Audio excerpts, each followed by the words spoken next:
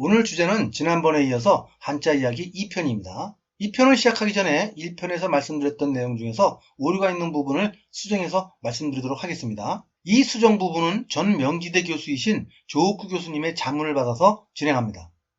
흔히 한자의 기원이 은나라의 갑골문으로 알고 있는데 사실은 은나라 건국 시기보다 약 900년 이전인 BC 2500년경에 이미 한자가 쓰여진 것이 근문연구를 통해서 밝혀졌다고 합니다. 근문연구란 청동기에 쓰여진 글씨를 연구하는 학문이죠. 굉장히 오래된 거죠. 한자가 발명된 것이.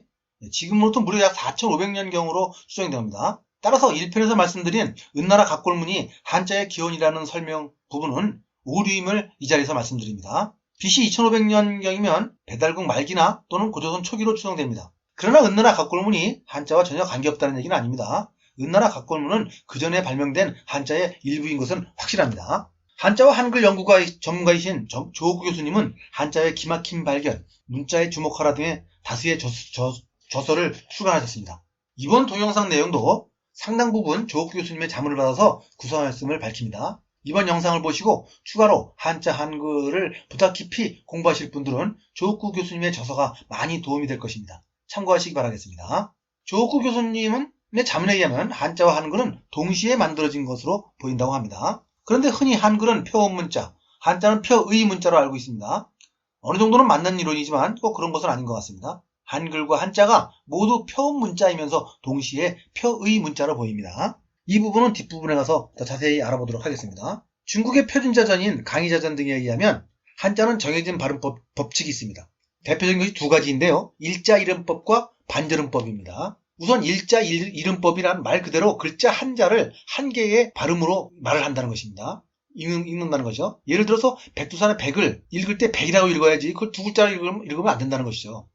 이것은 우리에게 당연한 원리지만 중국에는 그렇지 않습니다. 중국인은 백을 바이라고 발음합니다. 일자 이름법에 당연히 어긋납니다. 또 백두산의 두도 역시 우리는 두라고 하지만 토후라고 중국인들은 두 발음으로 발음합니다. 한자 발음법인 일자 이름법에 크게 어긋나는 현상이죠. 학도 마찬가지로 우리는 학이라고 읽지만 중국인은 이걸 슈에라고 읽는다고 하며 일자 이름법에 어긋납니다. 두 번째 한자 발음 규칙은 반절음법입니다. 중국 각종 자전 옥편에는 한자를 발음하면 이 반절음법을 모두 다 규정해 놓았습니다. 예를 들어서 백을 발음할 때는 박맥절로 발음하라. 이는 박의 초성인 비읍과 맥의 중성 종성인 애와 기역을 결합해서 발음하라는 것입니다. 이 비읍과 애 기역을 발음하면 당연히 백이죠. 백이라고 발음합니다. 그러나 중국은 아까 뭐라고 발음했죠? 바이라고 발음하면서 반절음법이 어긋납니다. 또 하나 예를 들겠습니다. 학을 발음할 때는 해각절로 발음하라고 되어 있다고 합니다. 해 초성인 시읒과 각의 중성, 종성인 기역, 기역을 결합해서 학으로 발음하라는 것이죠. 당연히 우리는 학으로 발음합니다. 그러나 이는 중국 사람들은 쉬에라고 발음합니다. 쉬에. 해각절과 전혀 다르죠. 중국의 자전에 규정되어 있는 반절음법에 크게 어긋나는 현상입니다. 이런 반절음법은 중국 자전의 모든 글자마다 자세하게 기록되어 있는데요. 하나 더 해볼까요? 철은 천결절로 발음하라고 이렇게 되어 있다고 합니다. 자, 천결절은 천의 초성인 치읓과 결의 중성, 종성인 여와 리을을 결합하여 철로 발음하라고 되어 있는데 중국 사람들은 이걸 티에라고 발음합니다. 우리는 당연히 천결절, 철로 발음하는 거죠. 이제 한자와 한글의 융합 현상을 살펴보도록 하겠습니다. 한자와 한글은 두 가지 언어이면서 한 몸입니다. 잘 보십시오. 예를 들면 보시는 글자는 불화입니다. 불은 어디에 붙는 성질, 물질에 붙는 성질이 있는 겁니다. 그래서 불입니다. 그리고 화화화 소리를 내면서 활활 탑니다. 그래서 우리 조상들은 동이족은 이것을 불화라고 했던 거죠. 불이 붙어서 활활 타고 있는 그런 소리. 또 모양은 당연히 상형문자지만 불화라는 것은 불이 붙어서 활활 타고 있는 것을 나타내는 것이죠. 그러나 중국 사람들은 이를 후어라고 합니다. 후어. 불이 붙어서 활활 타고 있는 표현을 전혀 이렇게 표현 못하고 있는 거죠. 다음에 물수자를 한번 알아보겠습니다. 물은 어디 묻는 성질이 있습니다. 그래서 묻는다. 그래서 물수자. 그래서 우리는 물수자라고 합니다. 물질에 묻는 성질이 있어서 물수. 그러나 중국 사람들은 그걸 수이라고 합니다. 수이. 물이 묻어서 존재한다는 그런 표현이 전혀 나타나 있지 않죠? 자, 한자와 한글의 기막힌 융합적인 관계를 더 알아보겠습니다. 그럼 비유자 보시죠. 비유자 보시는 바와 같이 비유. 이건 비유자입니다. 비유는 비는 비유다. 우는 위 하늘을 얘기합니다. 비는 구름이 빗방울로 응축되어 위, 즉 하늘을 비우는 현상.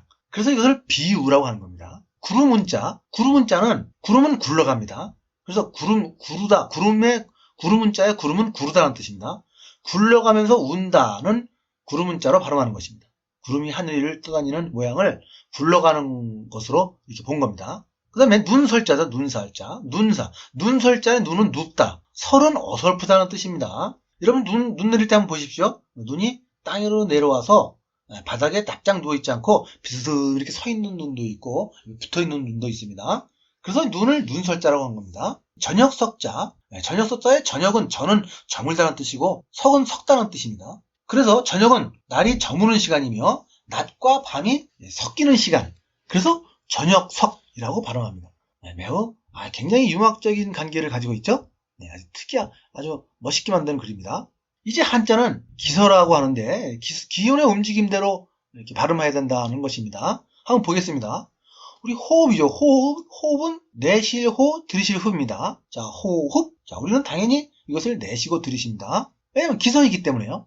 그러나 중국 사람들은 이걸 둘 다 내쉬는 후시로 발음합니다. 출입 볼까요? 출입. 날출자, 들입자. 당연히 기운의 움직임대로라면 날출은 발음할 때는 내쉬고 입은 들이셔야 합니다. 그래서 우리는 출입 해보시죠. 출입 당연히 내쉬고 들이십니다. 그러나 중국 사람들은 이걸 둘 다 추로 둘 다 내쉽니다. 전혀 맞지 않은 거죠. 또 합은 타자를 하게 되면 사람의 입을 하나로 일자로 했을 때 나오는 발음이라고 합니다. 합 맞죠? 합 맞지 않습니까? 합하면 이게 사람의 입을 하나로 한다는 거죠. 그러나 중국 사람들은 이걸 허라고 합니다. 허. 전혀 이 글자의 뜻과 어울리지 않습니다. 한자가 동의적이라는 글자라는 것은 또 결정적인 증거가 있습니다. 집가자와 그럴련자인데요. 자, 한번 볼까요? 집가자와 그럴련자. 이 그럴련자죠. 이 원래 그럴련자는 그을릴련, 불탈련이라고 합니다. 자, 연은 고기육자와 개견자와 불화자 합친 건데요. 자, 가자는 또 지붕에서 밑에 돼지가 있는 거 돼지 시자예요. 자, 과연 이건 왜 이렇게 된 걸까요? 한번 볼까요? 이 가는 원래 가자를 보면 지붕 밑에 돼지 시자가 있습니다.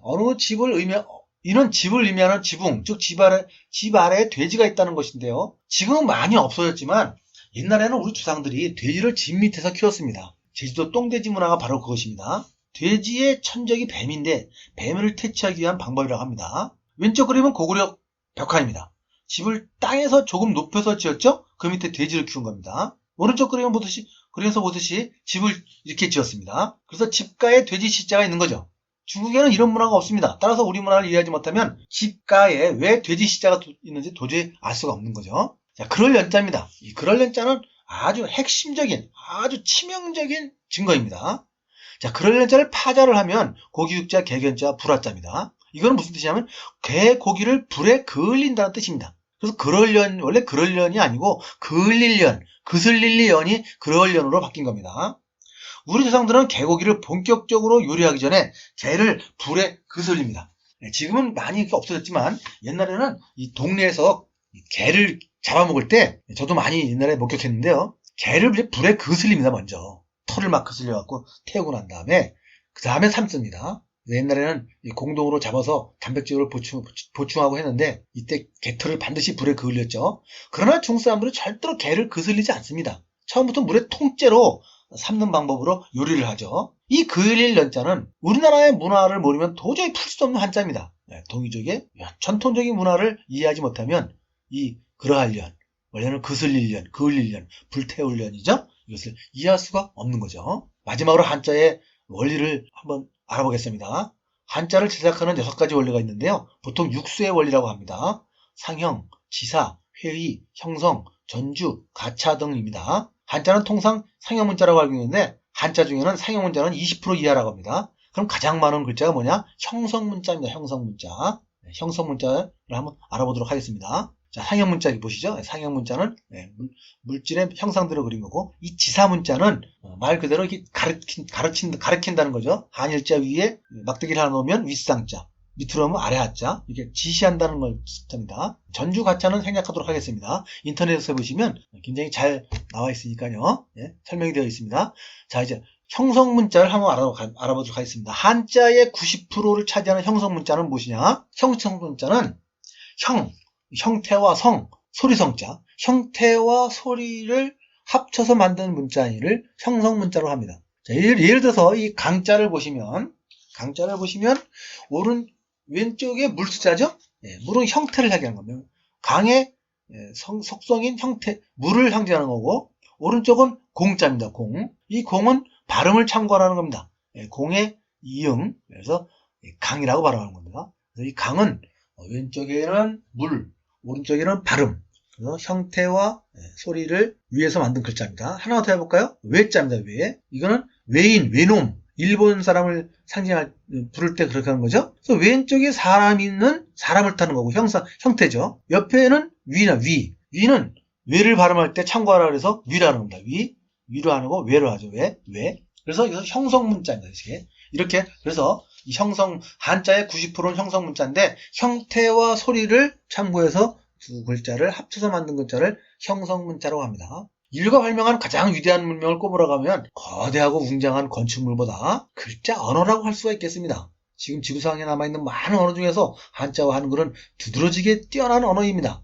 한자와 한글을 발명한 위대한 우리 조상들의 가르침과 철학을 잘 새겨서 대한민국을 길이 보존해야 되겠습니다. 사단법인 국가고는 한민족의 위대한 전통문화와 철학을 국민들에게 바로 알리는 대한민국 최대의 순수 민간단체입니다. 많은 관심 가져주시기 바라겠습니다. 네, 감사합니다.